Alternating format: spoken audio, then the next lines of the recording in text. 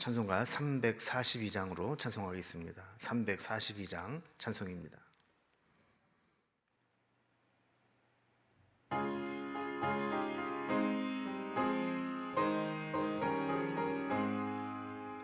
너 시험을 당해 죄 짓지 말고 너 용기를 다해 곧 물리치라. 너 시험을 이겨 새 힘을 얻고 주 예수를 믿어 늘 승리하라. 우리 구주의 힘과 그의 위로를 빌라. 주님 내 편에 서서 항상 도우시리. 내 친구를 삼가 잘 선택하고 너 언행을 삼가 늘 조심하라. 너 열심을 다해 늘 충성하고 온 정성을 다해 주 봉사하라. 우리 구주의 힘과 그의 위로를 빌라. 주님 내 편에 서서 항상 도우시리. 잘 이기는 자는 상 받으리니 너 낙심치 말고 늘 전진하라. 내 구세주 예수 힘 주시리니 주 예수를 믿어 늘 승리하라. 우리 구주의 힘과 그의 위로를 빌라. 주님 내 편에 서서 항상 도우시리.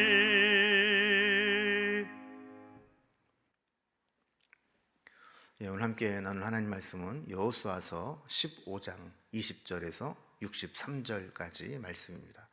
여호수아 15장 20절에서 63절까지 말씀을 제가 봉독하겠습니다. 유다 자손의 지파가 그들의 가족대로 받은 기업은 이러하니라. 유다 자손의 지파의 남쪽 끝 에돔 경계에 접근한 성읍들은 갑스엘과 에델과 야굴과 기나와 디모나와 아다다와 게데스와 하솔과 인난과 십과 델렘과 부알롯과 하솔 하닷다와 그리옷 헤스론 곧 하솔과 아맘과 세마와 몰라다와 하살갓다와 헤스몬과 벳벨렛과 하살 수알과 부엘세바와 비스요다와 바알라와 이임과 에셈과 엘돌랏과 그실과 홀마와 시글락과 맛만나와 산산나와 르바웃과 실힘과 아인과 림몬이니 모두 29성읍과 그 마을들이었으며 평지에는 에스다울과 소라와 아스나와 사누아와 엔간남과 답부아와 에남과 야르뭇과 아둘람과 소고와 아세가와 사하라임과 아디다임과 그레데와 그레로다임이니 14성읍과 그 마을이었으며 스난과 하다사와 믹달갓과 딜르안과 미스베와 욕드엘과 라기스와 보스갓과 에글론과 갑본과 라맘과 기들리스와 그데롯과 벳다곤과 나아마와 막게다이니 16성읍과 그 마을들이었으며 림나와 에델과 아산과 입다와 아스나와 느십과 그일라와 막십과 마레산이 9성읍과 그 마을들이었으며 에그론과 그 촌락들과 그 마을들과 에그론에서부터 바다까지 아스돗 곁에 있는 모든 성읍과 그 마을들이었으며 아스돗과 그 촌락들과 그 마을들과 가사와 그 촌락들과 그 마을들이니 애굽 시내와 대경계까지 이르렀으며 산지는 사밀과 얄딜과 소고와 단나와 기랏 산나 곧 드빌과 아납과 에스드모와 아님과 고센과 홀론과 길로이니 11성읍과 그 마을들이었으며 아랍과 두마와 에산과 야님과 벳 다부아와 아베가와 훔다와 기랏 아르바 곧 헤르본과 시올이니 9성읍과 그 마을들이었으며 마운과 갈멜과 십과 유다와 이스라엘과 욕드암과 사노아와 가인과 기부아와 딥나니 10성읍과 그 마을들이었으며 할홀과 벳술과 그돌과 마하랏과 벳 아논과 엘드곤이니 6성읍과 그 마을들이었으며 기랏바알 곧 기랏 여아림과 라빠이니 2성읍과 그 마을들이었으며 광야에는 벳 아라바와 밑딘과 스가가와 닙산과 소금성읍과 엔게디니 곧 6성읍과 그 마을들이었더라. 예루살렘 주민 여부스 족속을 유다 자손이 쫓아내지 못하였으므로 여부스 족속이 오늘까지 유다 자손과 함께 예루살렘에 거주하니라. 아멘. 우리는 어제 본문에서 유다 지파가 얻은 땅의 경계와 또 갈렙이 허락해서 얻은 헤브론 산지를 점령하는 것, 그리고 그의 조카가 드비를 점령하는 과정을 살펴보았습니다. 이제 오늘은 이제 큰 전체적인 땅의 경계가 아니라 유다 지파가 얻은 땅 그 경내에 있는 성읍들을 쭉 나열하게 됩니다.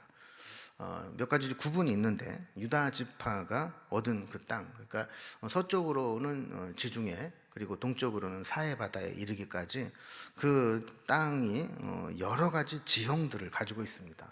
4가지 지형을 가지고 있는데 남부 지역은 광야입니다. 그리고 이 지중해, 서쪽 지중해 연안은 해안 평지가 됩니다.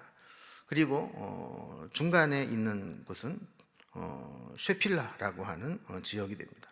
그리고 또 중앙 산지, 헤브론을 비롯해서 이렇게 가운데는 중앙 산지가 있고, 마지막 이 사해 쪽으로 동쪽으로 가게 되면 사해 역시 이제 광야가 이어지게 됩니다. 그래서 이 순서대로 남쪽 경계로부터 블레셋 거민이 살고 있는 쉐필라 지역과 지중해 연안 평지, 그리고 이제 중앙에 유다의 산지, 그리고 밑에 사해의 광야 순으로 도시들이, 성읍들이 기록되어 있습니다. 그리고 마지막에는 예루살렘에 거주하고 있는 여부스 거민들을 온전히 쫓아내지 못하고 한동안 그들과 동거하게 되었다는 내용을 기록하고 있습니다. 오늘 본문을 단락별로 구분을 해보면 먼저 20절에서 32절까지는 유다 남부의 성읍들의 목록들이 나오게 됩니다. 그리고 33절부터 47절까지는 지중해 평지의 성읍들의 목록이 나오게 됩니다. 그리고 48절에서 마지막 절까지는 유다 중앙 산지의 성읍들과 또 마지막에 사해 광야에 있는 성읍들의 목록들을 기록하고 있습니다. 이제 단락별로 좀 살펴봅니다. 먼저 첫 번째 단락은 유다의 남부 지역에, 광야 지역에 있는 그런 성읍들을 소개하고 있습니다. 자, 20절에 보면 유다 지파에 속한 성읍들을 소개하는 도입부가 나옵니다. 유다 자손의 지파가 가족대로 받은 기업은 이러하니라. 그러면서 이제 남부 광야 지역의 성읍들을 소개합니다. 그래서 21절에 보면 유다 자손의 지파의 남쪽 끝 에돔 경계에 근접한 성읍들은 이러하다. 그러면서 이제 쭉 성읍들이 나열이 됩니다. 32절까지 성읍들이 쭉 이어지는데 아까 우리가 본문을 다 읽었기 때문에 다시 읽지는 않겠습니다. 우리가 읽기에 좀 지루해 보일 정도로 많은 성읍들이 나오는데 약 120여 개의 성읍들이 일일이 나열되고 있습니다. 굳이 이렇게 120개의 성읍들을 다 나열한 이유는 하나님께서 약속하신 이 가나안 땅에 대해서 하나님은 신실하게 모든 성읍들을 다 허락하셨다. 그래서 약속을 지키셨다라는 것을 드러내기 위함입니다. 우리가 이제 품고 있는 성경의 약속과 하나님의 언약은 추상적이거나 모호하지 않습니다. 하나님의 약속은 반드시 현실에서 구체적으로 실현되게 되는 언약인 거죠. 우리도 이런 성읍들이 구체적으로 유다 지파에게 주어진 것들을 보면서 우리가 믿음으로 구하고 믿음으로 나아가면 우리 현실 속에서 하나님의 약속이 구체적으로 실현되는 은혜와 축복을 누리게 된다는 사실을 우리가 깨닫게 되는 겁니다. 이제 두 번째 단락을 보면, 두 번째 단락은 지중해 평지의 성읍들에 대한 목록입니다. 그래서 이제 지중해 서쪽에 보면 지중해 해안에 평지가 있고 또 유다 산지로 가는데 쉐펠라라고 하는 구릉이 있습니다. 이쪽 지역에 주로 이제 블레셋 거민들이 살고 있는데 33절 말씀을 보면 이 평지에는 이라고 하면서 이 블레셋 거민들이 살고 있는 그런 성읍들을 소개하고 있습니다. 성경에서 특별히 블레셋과 연관된 기사들이 종종 나오게 될 때 여기에 등장하는 성읍들이 많이 나오게 됩니다. 그래서 이 지중해 평지의 성읍들이 48절까지 쭉 이어지게 됩니다. 이들 중 상당 부분은 유다 지파가 완전히 정복하지 못합니다. 특별히 쉐펠라부터 지중해 연안 평야지대까지 정복하지 못한 채 그냥 그 땅만 기업으로 받습니다. 그래서 이 블레셋이 두고두고 이스라엘을 힘들게 하는 가시 역할을 하게 되죠. 근데 우리 인생과도 비슷합니다. 우리 대장 예수님께서 이미 세상을 이기셨고 우리와 함께 주시지만 우리 손으로 물리치고 몰아내야 할 요소들을 남겨두고 있는데 우리가 그것을 몰아내지 않는다면 결국 그것들이 우리를 힘들게 하는 가시 역할을 하게 될 것이라는 것이죠. 우리 영적인 싸움은 아직 끝나지 않은 싸움입니다. 그래서 하나님께서 우리에게 주신 복에 우리가 만족하지 말고 끝까지 최선을 다하고 두려움과 떨림으로 우리에게 주신 구원을 이루어내야 합니다. 온전히 순종하지 않는 것은 결국 두고두고 우리 옆구리에 가시처럼 남아서 우리를 힘들게 하는 괴롭히는 역할을 하게 될 것이라는 것을 이 지중해 연안과 평지를 통해서 우리가 보게 됩니다. 세 번째 단락을 보면 이제 중앙 산지의 성읍들과 또 마지막 사해 광야의 성읍들입니다. 그래서 48절에 보면 이제 산지는 이렇게 시작을 하면서 성읍들이 소개되는데 이것은 이제 중앙 산지를 의미합니다. 그래서 60절까지 이것들이 이어지게 됩니다. 서쪽 지중해 연안 평지에서 중부 산지 그리고 동쪽 경계의 이 사해 인근의 광야에 속한 성읍들에 이르기까지 마지막에 소개되는데 61절에 보면 이제 광야에는 이제 이렇게 시작하는 것을 보게 됩니다. 이 광야는 이제 남쪽 광야가 아니라 사해 바다 서쪽에 있는 광야 지대를 의미하는 거죠. 사해 주변의 광야입니다. 특히 62절에 보면 이제 소금 성읍이라고 나오게 되는데 이 사해에서 모아진 이 성읍 소금들이 모여진 성읍들이라는 걸 보게 되죠. 사해에서 나온 소금을 의미하는 겁니다. 이제 마지막 63절을 보면 좀 아쉬운 장면이 나옵니다. 저들이 예루살렘 정복에는 실패를 한 겁니다. 예루살렘에는 당시에 여부수 족속이 살고 있었는데 유다 자손이 여호수아서가 기록될 때까지는 그들을 쫓아내지 못합니다. 한동안 예루살렘에는 유다 자손과 또 여부수 족속이 함께 공존해 왔던 것이죠.